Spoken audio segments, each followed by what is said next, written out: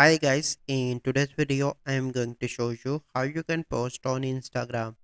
So the first step you simply need to do is to open Instagram application and click on the plus icon in the bottom, and you can see in bottom reel, live, story, post. So let's suppose I want to post something.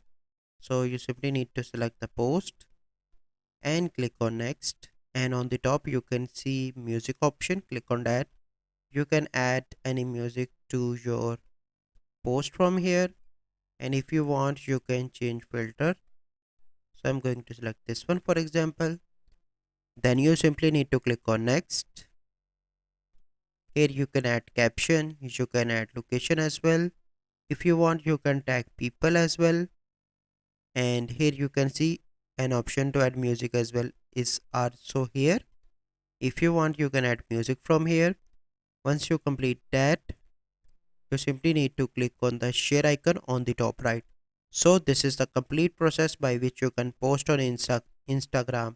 So I hope you find this video helpful. If you find this video helpful, must like this video, subscribe to our YouTube channel for future videos. We'll see you in the next video. Thank you. Have a good day.